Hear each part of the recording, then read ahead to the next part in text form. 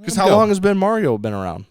Probably about 50 years. Yeah, somewhere. A little less than 50 years. A little less than 50 years, but I know how time works.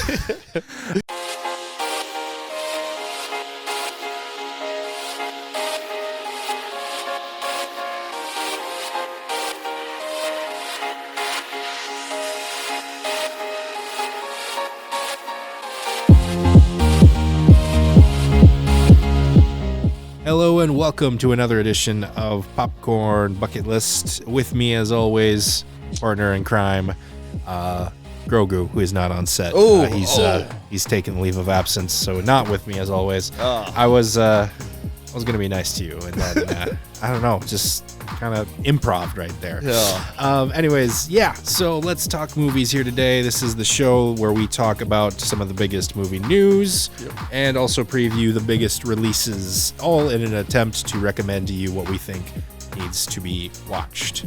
The big news this weekend, Snyder Con is coming to Los Angeles.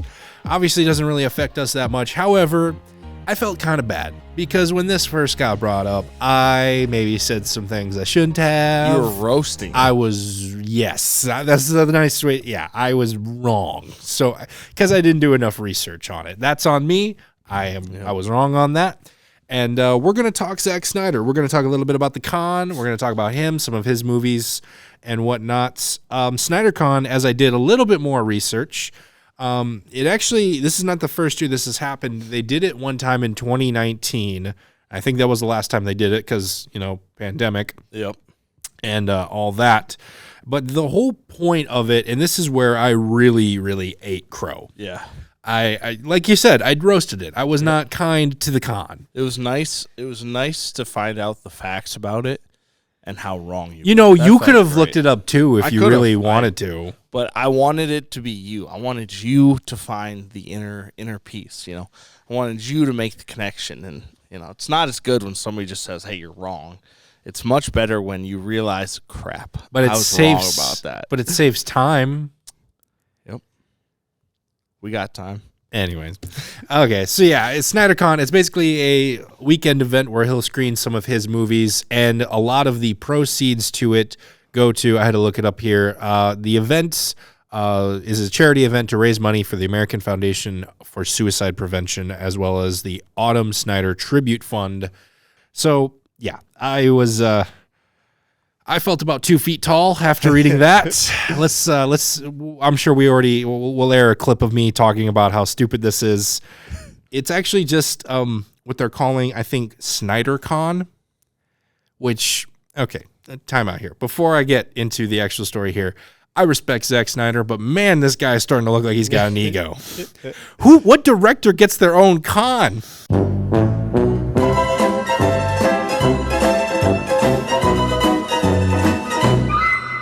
So yeah, that's on me. That's on me. So let's talk about Zack Snyder though. He's been he's a fairly young director, I would still say. Been around for a couple decades, but in the general scheme of directors, I'm going to call him a young director. Yeah, I would too.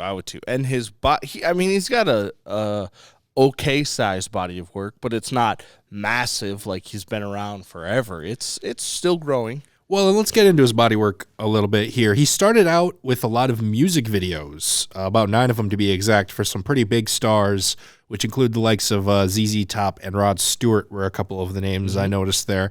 And this is not uncommon. I believe David Fincher, similar situation, did a lot of music videos in the 80s. That kind of got him Alien 3, and now he's one of the more influential directors of our time. So similar here, director of music videos starting out. There's a lot of things with music videos that can kind of incorporate into movies, more along the lines of we need to tell a story, but there's usually no talking. It's only the music and the singing from it. So what are you trying to purvey, and visually, how are you going to tell that message? And obviously the artists have their own kind of direction or what they want the music video to be like. So you get kind of that, like, all right, this needs to be very story-based. Some music videos, not necessarily all. And I think that's a perfect segue into kind of my next point. He is a very visual director. Mm-hmm. And I'm just gonna rip the Band-Aid right here and right now. I respect the heck out of this man. I do not like any of his movies. But I respect the heck out of him because he has such a distinctive visual style. There are very few directors in this world where I feel like you can show me one frame and I'm immediately like, oh, that's Zack Snyder. Very few. And I can prove that. This isn't just me talking. So, little side story here, just for a moment. Back when Wordle became big, this whole guessing game of we're going to give you 6 guesses or whatever, I started discovering some other ones. Another one was a movie-themed one called Framed. I've maybe talked to you about this one before. Yep. And basically, it gives you one image at a time. The first one, very generic. Usually, it's like a landscape shot or something like that. It's supposed to be difficult. Then it gets easier. Each guess, it gives you a new image. And I remember one time I clicked on it, and sure enough, first frame. I didn't even know the movie. I hadn't even seen it. But the visual style, I looked at it, I was like, oh, that's Zack Snyder. And so then that kind of helped me narrow it down. I was like, oh, it's this one. Got it in the first guess. Yeah. Like, he has a very visual distinction. And that was basically from the beginning with his first feature film, Dawn of the Dead, in 2004. This was a remake of Dawn of the Dead. This is another thing you see with directors. Again, just to bring up David Fincher one more time, went for music videos. Then they gave him this sequel that was doomed from the start. Sometimes they'll just give directors these things like, okay, we can't get any of our big guys to do this. Here's your foot in the water, kid. Here's a remake we want you to do. Make us some money, and then we'll see what we can do. Yeah. But, his big breakout hit a couple years later, 300. Gerard Butler as Leonidas. Yep. Historically inaccurate. Very telling. inaccurate. But I would say very entertaining. And, I know 300 was a movie for me that when I was younger, when I was a little kiddo, I loved mythology and, that whole kind of... speaking of mythology, Age of Mythology, computer game, I'm playing it again because I have the opportunity to. So, but I was playing that game back then because that came out in 2004, Age of Mythology did. And when I saw 300, I think I might have seen it 3 times. How old were you when 300 came out? Just out of what curiosity. Year did it come out? 2006. I would have been 14. So I'm picturing a little 14-year-old Meyer going into this movie with 100% shirtless men and just loving it. Well, okay, yeah, that was good. That was a good point. But I remember because I believe it's rated R, and that's me burning it. You didn't see it before. I was lighting a thing, and I just that's a Meyer burn. That was good. That was Meyer burn. Yeah, but I'm pretty sure the film was rated R, and I ended up watching it. I think 2 times for sure, maybe 3 times. But every time I went, I would bring friends, and then my mom would have to vouch for all of them because I'm pretty sure it was an R-rated movie. So half the time, my mom had to come watch the movie with us, which was okay. But the movie was great. Why'd you do that to her, man? I've met your mom. She's a nice person, and you just made her go to that movie multiple times. I can't even sit through it once. It's so good. How do you not like that movie? How dare you, sir? I don't understand how you don't like that movie. I don't understand how you made your mom do that multiple times. No, that was the thing. Luckily, my mom is awesome. She's great. But she brought me to a lot of movies that I wasn't old enough to go see yet. And I thank her for that because it changed my life in the film industry. It was beautiful. Beautiful. My mom's awesome. All right, that was kind of a heart-touching moment at the end there. Let's all go to the lobby to get ourselves a treat. Let's take a quick moment here and talk about the Marshall 6 Theater here in Marshall, Minnesota. The theater with the best selection of movies and concessions around. As the weather starts warming up more and more here, that means better and bigger blockbusters will be gracing the theater screens all across the country. So make sure you stop by the Marshall 6 Theater for the best selection of movies, of concessions, of some great showtimes, and make sure you check out their website to figure out which showtimes work best for you. They plan many of these days in advance, so that way you can plan ahead and get the best showtime that works for you as well. So head on over to the Marshall 6 Theater for the best movies and concessions around. Let's all go to the lobby to get ourselves a treat. Yeah, let's let's look through some of his other. But like I said, I'm not a big fan of his movies. So what are some of the other? I'm going to kind of throw it to you. This one's kind of your discussion here now. What are some of the other ones that stick out to you as some of your favorites? Some of the other ones I really liked. I don't know if I'd like it if I watched it again. Was Sucker Punch. When that first came out, I thought it looked so cool. The action was awesome. The girl had a samurai sword. And then, obviously, like, the backdrop is they're in a mental institute. She's crazy. And when I watched it, I really liked like I said, it's the visuals. His visuals, I really like that style, the darker, kind of more grittier. Almost like the other things that you could really compare it to is like Sin City. Like, they're just very kind of out there, his visuals. And if I watched it again, I don't know if I'd quite like it as much as I did. But I do remember watching it a few years later and then picking up on all of the mental challenges that the girls had that really, like, brought into their story. I didn't necessarily get that the first time I watched it. I was just in awe of the coolness. The other thing I think that is interesting about Sucker Punch is if you look at a lot of Zack Snyder's stuff, it's either remakes or a lot of them are based off comic books or graphic novels. Yeah. Sucker Punch, I believe, is the only one that is based entirely off of Zack Snyder. That was his idea, his script, his story. Like, a lot of his IMDb is like story by, because he'll usually take like a lot of things and kind of remake them into his story or his version or something like that. I believe Sucker Punch is the only one that's like 100% like. I'm pretty sure he had some producing in it. He directed it, wrote it, all that. All that, yeah. And that would make sense. That'd make sense. And then obviously his work with the Justice League and Superman. I know a lot of people weren't really necessarily fans of that, like Nick. Yes, right here. I enjoyed it. I thought it was good. And then at that point, this was probably before The Boys came out. And it was, like, realistically, it was our only darker superheroes compared to Marvel, like, as a bigger, like, obviously you have Marvel up here, and then we had the darker Justice League or DC EU, whatever it's called. So, like, I liked them, and I think part of it was just because it was we're Disney, I'm Iron Man, I'm Spider-Man. Like, it was anti that, and I really liked that. So, and that was before The Boys, but now The Boys is out, and you can't top The Boys. Has like a anti-superhero but superhero thing. The Boys is great. The Boys is great. If I had to pick a favorite, this was tough for me. If I had to pick a favorite, I guess I would go with Watchmen, because, I mean, he kept it pretty faithful to the graphic novel, I believe, and I love the graphic novel. I actually have a copy of it at home. But I will say I really enjoyed The Watchmen, too. That was good. If anything, it also gave us eventually that HBO series later on that kind of continued. Did you watch the HBO series? Oh, it's fantastic. Yeah, it's really good. Yeah. It's really good. Honorable mention, Legend of the Guardians Owls of Ga'Hoole, the Owl movie. That'd probably be my second favorite Zack Snyder movie, which is I totally forgot he did that one. But you're looking through his list and you're like seeing like you said, like Sucker Punch and Dawn of the Dead and like all these dark and gritty things. It's like Legend of the Guardians Owls of Ga'Hoole. What? Yeah. Who lost a bet on that one?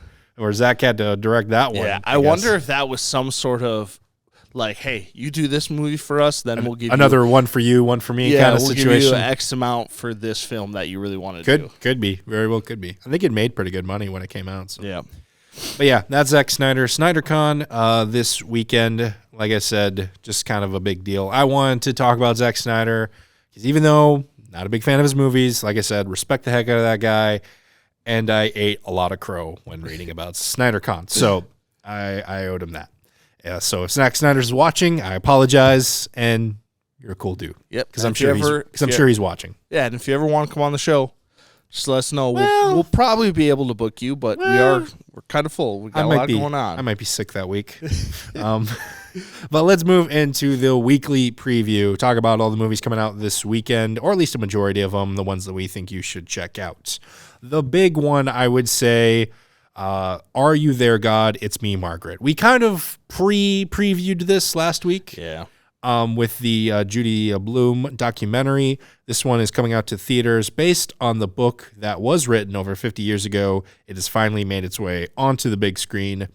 That seems like that's the big part of the marketing with this movie, especially with the trailer. They like kept hounding that at the beginning. It was like 50 years. Everybody loves finally this made book it for 50 It's been years. affecting generations, all that stuff. And I mean, to their credit, they kind of have a point. I mean, how many times do you see movies that are like greenlit based off of these New York Times bestseller that of books have been out for like a couple months? Yeah. It's like you got all these like, and it's like usually ones no one's ever heard of. Yeah. This movie's been out, or this book, I'm sorry, has been out. That's going to happen at least 3 or 4 times. I'm just going to keep mixing that up. But this book's been out for like 50 years. Didn't get an adaptation. Like I could probably write a book and just Photoshop New York Times bestseller on the top of it. Yes, that'd be fraudulent, but I could then send it to a studio and probably sell the movie rights. Yeah, yeah. So yeah, what did take this one so long? And it doesn't seem like an infilmable movie. Like there are unfilmable books where there are some books that are really good that there's just no way you could film it. It's just too much. Well, maybe the reason why this one didn't make it to screens for so long is because it is sort of a controversial. You love the controversy. I love it. You just look at it. Look how his face lights up. Look at but him. I would say this was more controversial 50 years ago exactly. than it is now. Exactly. Nowadays, it's like, So yeah, in case you didn't know, this movie or this book, I told you I'd do it a whole bunch of times. This book and this movie, it's one of the same. It's about puberty, something that everyone can relate to because we all go through it, and more specifically about girls when they go through it, and just talking about those experiences and everything. And it dives right into the awkwardness of it. It doesn't shy away from anything, and it brings some humor into it as well, especially that one part in the trailer with like Kathy Bates and everything. She's a legend for a reason, but she's awesome. There's some fun, awkward humor in this as well.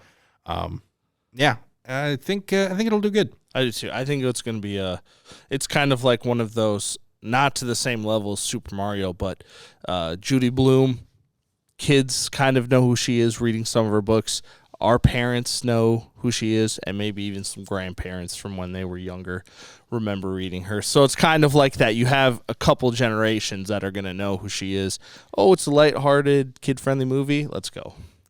I wasn't sure where you were going with that when you compared this movie to Super Mario Brothers, but no. You actually stuck the landing there, actually. Yeah, comparing the generations. Yeah. Hey, we talk a lot about movies on this channel, but sometimes the ones we talk about aren't the most accessible. That's where the Marshall-Lyon County Library comes in handy. They have a great collection of physical media, as well as a couple of online services with many, many options for movies, TV shows, and documentaries. It's easy. Just get your own library card at the Marshall-Lyon County Library and gain access to their large variety of movies, TV shows, and of course, books.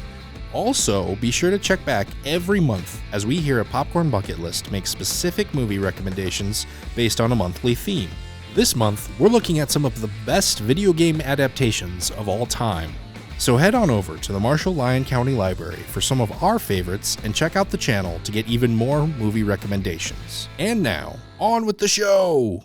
But the other big release, pun intended, was Big George Foreman coming out this weekend, also coming out to theaters. This movie is the biopic based on Big George Foreman and his many adventures. Full disclosure, I'm a young guy. I knew George Foreman as mainly the guy with the grill for the longest time. Yep. I just knew George Foreman as the Big George Foreman grill, and that's all I knew him as. I saw the PSAs on TV and all that. I didn't know he was a boxer till I was like probably a couple years ago, maybe, which is kind of embarrassing on my part, but whatever. But yeah, this movie goes into a lot of other things he did. He was boxing for a while, became the heavyweight champion of the world.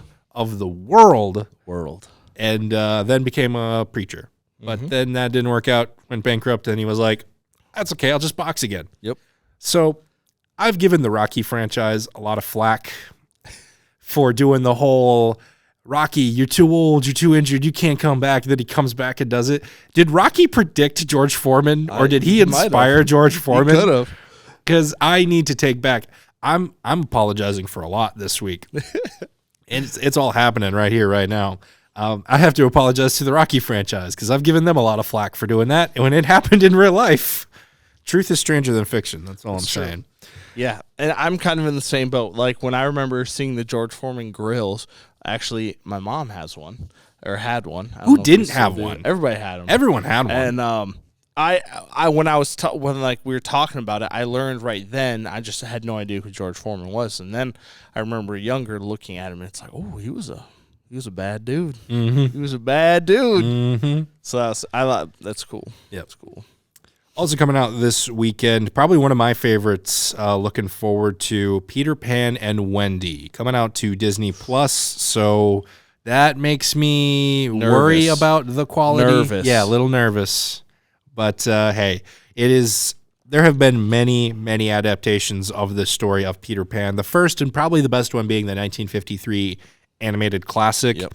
This is essentially the live-action remake of that movie. I have said before in my past, I have hated a majority of the live-action remakes Disney has done. I've hated a lot of the live-action remakes other studios have done and everything. However, this one may have a shot in my book because the director of this movie, I know you and I will both approve of him for two different reasons. Okay.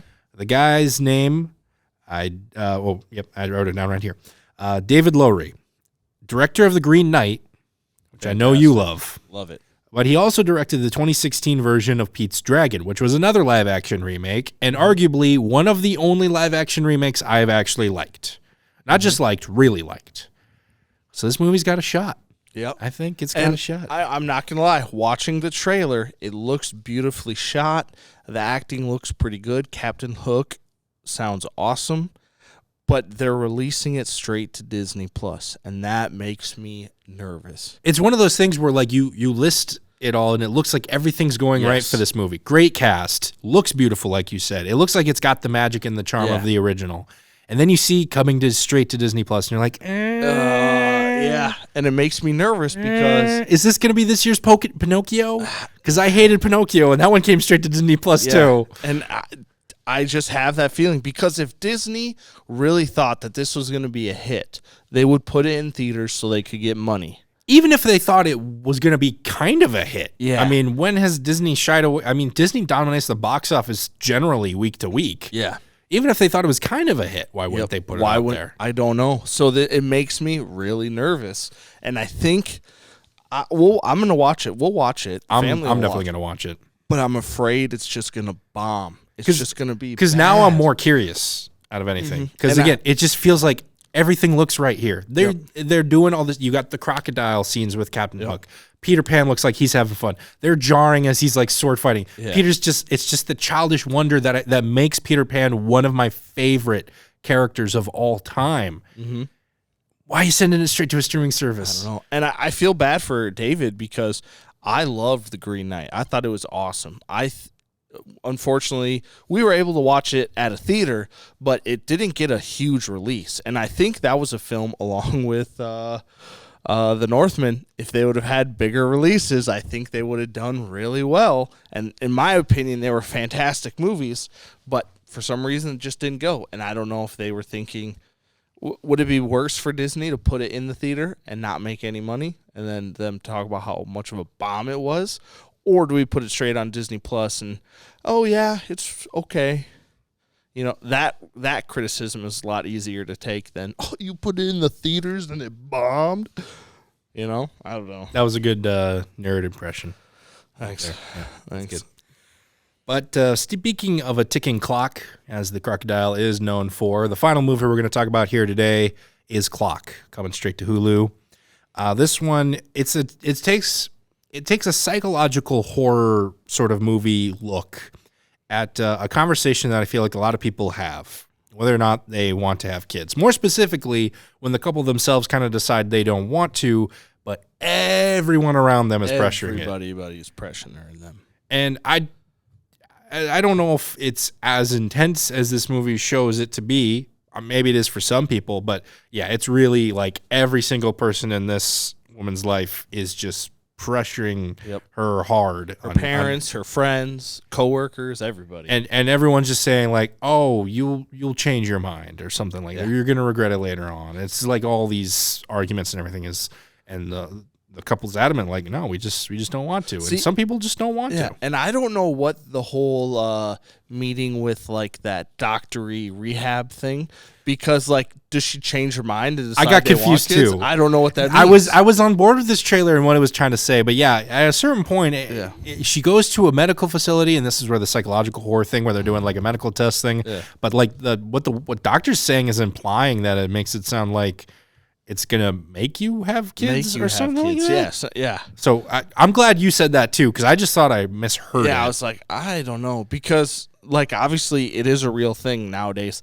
Less and less people are having kids. That's a real thing, and or else they're waiting till they're older to get kids, and it's it's just a real thing that needs to be talked about. So I love that a lot of times, like real big issues, especially involving like race, those get introduced in horror films and psychological films before more, I would say, normal everyday movies. But yeah, you look at the Jordan Peele movies, you look at Candyman and all that sort of stuff. And that's, again, why I was kind of on board with this, but I'm just kind of confused what the movie's saying in the middle there at the end. I don't know. Yeah, I don't know. So I'll probably watch it. Mm-hmm.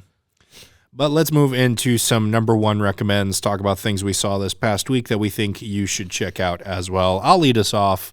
I did not know this going into this year, or this month, I should say, but mine's a little bit more of a downer. I'm just going to say, first and foremost, just putting that out there. This is the 10-year anniversary since the unfortunate Boston bombings that happened. And so Netflix released a 3-episode sort of docuseries on the events that occurred called American Manhunt. Everyone kind of talks about these events in their lives where it was like they were just glued to their TV, or they remember exactly where when they heard it. The Boston bombing was kind of the first one, I think, for me. That was like a big thing. I was only like 4 at the time of 9/11, so I don't remember anything that happened then. And there was nothing really... Yeah, I was only like 4 years old. Okay. Did I just make you feel a little old there? A little old? Yeah. So yeah, this was kind of the first one for me. So I'm pretty familiar with this event, familiar with this case. What made me really like this, though, is it brought in a few different perspectives. It brought in a few things that I didn't know, which if I've been kind of studying and watching videos about an event for 10 years and you're still finding things for me to learn, that's a good documentary. Yeah. That's what you want to do. I thought it was very interesting. I thought it was very fascinating. I thought it brought in some interesting perspectives and whatnot.